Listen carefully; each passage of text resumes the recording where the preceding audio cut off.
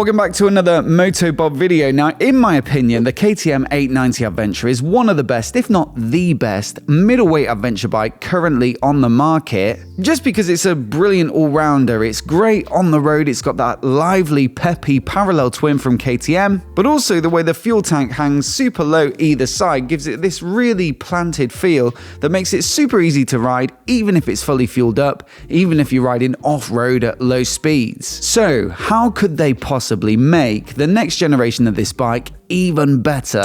Well, these spy shots of what is expected to be called the 990 Adventure just landed in my inbox, and so in this video we're going to go through all the details we can see with everything that you need to know about it. Now, first up, you'll notice there's a big change in terms of the visual style. It looks much more rally influenced with that slab-like front end and the tall rally windscreen, and also that single projector headlight in the middle there, which is a big move away from the signature KTM headlight that we've seen on the 890 Adventure and many bikes before it. Then you've got the much more chiseled looking bodywork. You can see a few more straight lines there. And so this is really quite a big change, and it seems heavily influenced by the 450 Rally that gives it a lot of that sort of Dakar vibe. Apparently, this is going to be the visual direction now for pretty much all of the off-road biased KTM machines, and we've seen that on the 1390, which we previously did a video about the spy shots of that one, where the most off-road spec version, which is expected to replace the Super Adventure R, has a lot of the same design features as well. Now, personally, I quite like it. I think the current 890 Adventure looks decent, but perhaps it's not one of its strongest selling points, and so I'm really looking forward to seeing what this one looks like when the paint and graphics are finalized, and personally I think it's probably going to be a bit of an improvement. But as always, these things are quite subjective, so do let me know what you think of it down in the comments. Now, of course, KTM also updated their 890 Duke this year and turned it into the 990 Duke because it got a bit more capacity, and that is also the same platform that their middleweight adventure models are built upon, so it's expected that this bike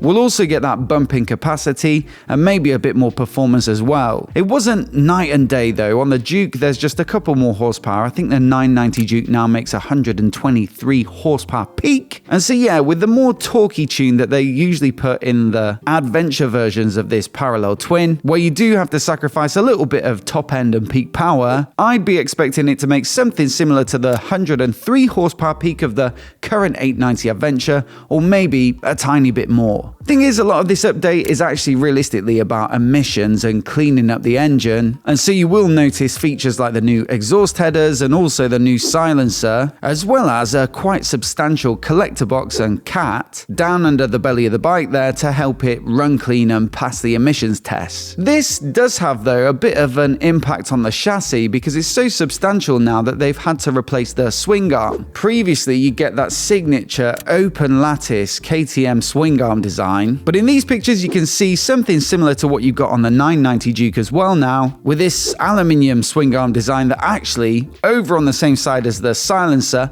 arches over that collector box to make room for it. Elsewhere though, it looks like the chassis is going to be fairly similar to the previous generation. You'll get the steel trellis frame, for example, a 21-inch wheel up front for proper off-road ability, the 18-incher at the rear. I think they'll be tubeless, and also you've got those METZELER semi-knobbly tyres in the spy shots here. I'd expect the final tyres might be subject to change. 4-piston radially mounted brakes up front again. These are probably own brand or made on their behalf by Jieshuan. And then suspension, of course, from their in-house brand WP, usually from their Apex lineup and usually fully adjustable. Now, my source for these pics does say there's a bit of a tweak to the shock mount there owing to that new swing arm, but to be honest it doesn't look radically different, and so I wouldn't expect it to handle massively different to the current generation. One thing that has changed though is the subframe, and whereas the previous generation was fully steel trellis, it's a bolt-on design as well, so it's easy to change if you damage it off-road. This one is a bit of a hybrid design, so it's still bolt-on, it's still got a bit of steel trellis, but you'll notice at the end there you can see a bit of cast aluminium visible, and it also looks to be quite a bit slimmer slimmer and shorter. Now, if you look at recent adventure bikes like the BMW F900 GS, that does seem to be the fashion at the moment. And while you do perhaps sacrifice a little bit of space for your passenger with that shorter subframe, the slimness should allow for a bit more ease of maneuverability for the rider, especially when you're stood up and riding off-road. And also, that cast section might help with a little bit of weight loss, which is always a good thing. Now, another key change on this bike you can see from the front here is a split radiator design, which is kind of common now on the adventure market. And there are a few benefits, like the fact that it's got good cooling because it's way out in the wind as opposed to hidden behind the front wheel and fork there. But also it allows for plenty of front wheel travel because there's less up behind the front tire. And yeah, this bike does look really quite wide now. I mean, it always has been wide with that split fuel tank design that I mentioned. And as well as the way that that affects the handling and keeps the bike's mass low, one of the other things about it is it really does keep your legs quite warm, and that can be a good thing if you're riding in colder weather on the motorway, for example, where you do get a lot of wind chill. The only thing I'm wondering with this one, with the split radiators, is whether it could be too warm now, but hopefully some of the vents on the side deflect some of that hot air away and keep it manageable. Now, speaking of the tank, you can see as well, if you put it side by side with the current 890 Adventure, they don't actually come quite so low now. It looks more similar to the Husqvarna Norden 901, and that was one of the changes they made when they used the 890 Adventure as a platform for it. Visually, it maybe does look a little cleaner and lighter, but one of the downsides, which you might have anticipated, is that you do sacrifice a tiny bit of capacity. So I believe the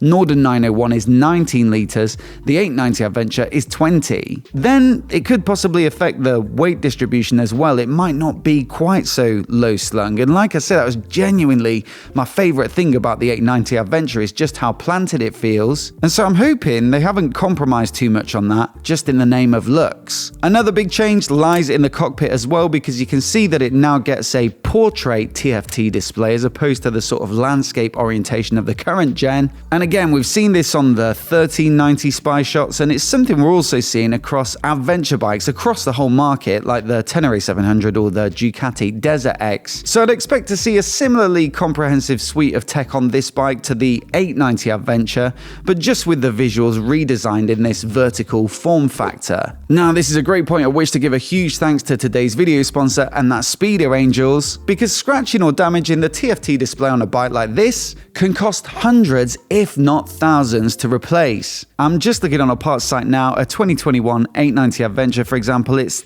£1,015.62, so pretty flipping steep. But a Spied Angels dash protector costs just a few quid, and they make them for most new models from all the major manufacturers. Plus, they've given us a 20% discount code, which you'll find down in the description, along with a link to their website. So wholeheartedly recommend checking them out. I've got them fitted to my bikes. And so once again, a massive thanks to Spied Angels for their support. Now, as always, I'd love to know what you think of this bike and whether the changes are significant enough to keep its place as one of the best middleweights on the market, or is there something else you'd choose which you'd like to let us know about down in the comments. Also, I'll put on the screen now our guide to the best middleweight adventure bikes for 2024, so you can check that out as well if you haven't seen it already. Do hit subscribe as well if you want to see all the latest motorcycle news like this right here on YouTube. Many thanks for watching today, and we'll see you next time.